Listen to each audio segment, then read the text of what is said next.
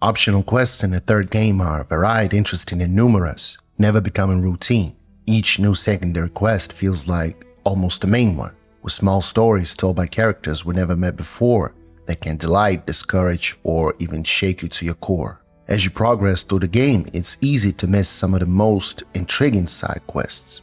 Few people can boast of having completed the activities of this vast world for 100% from start to finish in their first attempt. For a more detailed walkthrough on subsequent playthroughs, time may be a limiting factor. Some quests are in the most inconspicuous places, others can only be found by avoiding fast travel, and some are discovered by chance.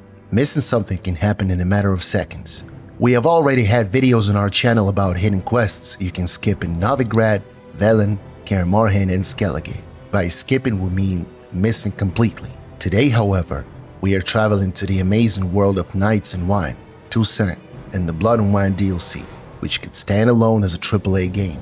Before we start this video though, we'd like to warn you about spoilers if you have not played the game yet, and to thank our supporters.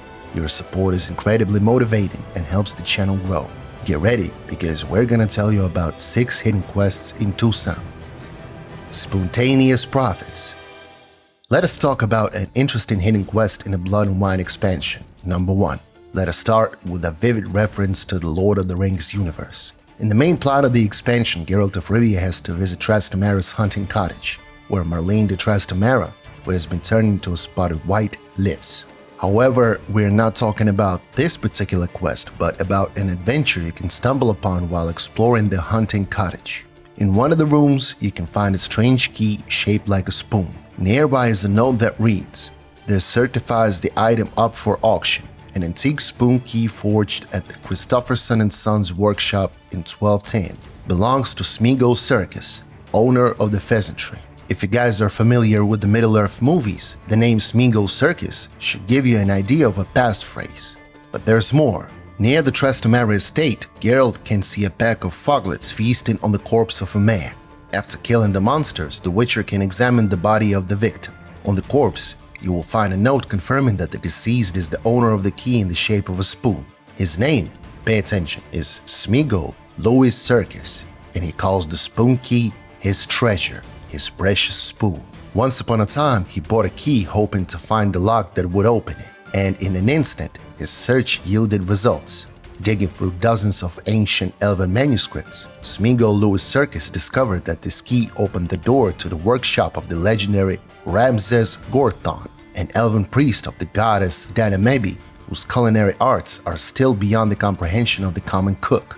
If only he could find the ruins of the shrine somewhere in the Blesher forest, he could find all of his legendary recipes in this case. Not to mention the other priceless treasures this great chef had hidden in his workshop. But one day, Smeagol's treasure, the spoon key that is, was stolen from Trastamara's hunting cottage by a wight. In desperation, Louis Circus decided to order a gold spoon from a jeweler. He hoped to go to the monster's living place and ask for an exchange. He thought that the monster would agree to exchange the stolen spoon key for the golden spoon he would bring, but it seems like his plans were not to be. His body, consumed by the mists, lay near Trastamara's mansion. Following the information about Smeagol, the Witcher can go to his tavern, the Pheasantry. The current owner of the tavern, however, knows nothing about the spoon or Smeagol. The White Wolf can only be advised to go down to the cellar where the belongings of the former owner are stored. Among the junk, Geralt can find Smeagol's basic notes about the elven cook and the ruins of the sanctuary in the Blesher forest. With the key and a hint, Geralt can enter the ruins where he will find several unique culinary recipes for incomparable dishes, and a small piece of jewelry from Ramses Gorthon. And on the way out, a vicious local wraith will be waiting for him, which is an obligatory attribute of almost all such ruins. The monster should be slain, of course. This ends the quest. If you guys are at least a little bit familiar with the Lord of the Rings universe, you already know all the hidden Easter eggs in this quest. For the rest, we will explain a little. The character of this quest is called Smeagol Louis Circus, and he is looking for his precious treasure. In the Middle-earth books and movies, there is an iconic character named Gollum. Gollum's real name is Smeagol. In the story, he was lost, and all the while he was searching for his priceless treasure, his precious, which was the ring. The actor who played Gollum in Peter Jackson's trilogy is Andy Serkis. His role was a landmark for Hollywood as it was the first to show the potential of motion capture technology to the masses, starting a great debate about where the line is between acting and CGI. The Black Widow. The next hidden quest in Toussaint can also be found by Geralt of Rivia after coming across a corpse. This time, the corpse, which has already been torn apart by the Drowner, lies west of the village of Floviv, or Floviv. Both pronunciations fit. After beating the monsters away from the remains, the Witcher discovers a small key and a letter. It turns out that not far from this place, near one of the nearest shores, a ship wrecked. The now deceased man went in search of treasure in the wreckage of the ship, but found there only death from the clutches and claws of drowners. He was sent on this adventure by a certain Bella de Gunnis, who asked the deceased to raise the ship's jewels from the bottom for the sake of her love. It seems that the man really loved Bella, but the treasure hunt only brought him a quick death. The Witcher can try to find the described jewels himself, but the quest does not end there. While traveling through Toussaint, Geralt can discover another corpse, this time a little bit north of the trading post and a breeding ground for local monsters, the Pits of Broom. This corpse will also have a letter on it, and the sender will be the same Bella de Gunnis. This is the man she's already sent to find her favorite flowers. Supposedly, they only grow in the Pits of Broom. She promised that if he found them, he would earn her favor. While it is unlikely that she didn't know about the monsters there, it seems that Bella de Gunnis was the one who sent all her suitors to their death. Geralt can find confirmation of this a little north of the ruins of Toussaint Mutna. In the north Skalapendromorph nest, there will be another corpse mutilated by monsters. Having searched it, you can find the third letter of Bella de Gunnis. In this letter, the femme fatale says that she agrees to marry her beloved, but for the ceremony she needs one thing, the latest fashion item, shoes made of centipede skin. Well, it seems that the third suitor fell for the Black Widow's trick and went to get those very skins, eventually becoming dinner for the local Skalapendromorphs. This right here is an interesting story from the streets of Toussaint. Not convincing in any way, but that doesn't make it any less awesome. It shows that the world of the Witcher 3 game is really worth exploring. The amount of different stories that can be discovered just by taking a walk through these lands is simply staggering. This quest is also a reference from the developers. After all, in our real world, there was a certain young lady, Belle Gunnis, an American serial killer nicknamed the Black Widow. Amidst the mill's grist. The Witcher 3 game always encourages players to be particularly attentive. The aforementioned quest is a good example of this. You can find it either by accident or by being curious about everything the game shows you. This quest is in the mill of Count Delacroix, and this mill is only shown to us once in a game in the quest La Cage aux Fous, when the Witcher uses a resonance potion and can see the events of the past. He witnesses Dettlaff killing Count Delacroix, dismembering his body and throwing it into the river, after which the current carries the remains to the shallows near the Cockatrice Inn. Since the vampire considered the Count his friend, he cut off his right hand, his all right hand, in anger and remorse, which then ended up in Saint's Retour. And all of this was found by the Witcher Geralt of Rivia, who had already arrived in Toussaint. Few people will think of returning to this mill after some time, but as we said, curiosity is encouraged in the Witcher 3 game. When Geralt comes back there, he notices farmers who were not there before. After the death of the Count, they decided to rob his abandoned mill. The Witcher can overhear their conversation, but as soon as they notice the White Wolf, they attack him with pitchforks.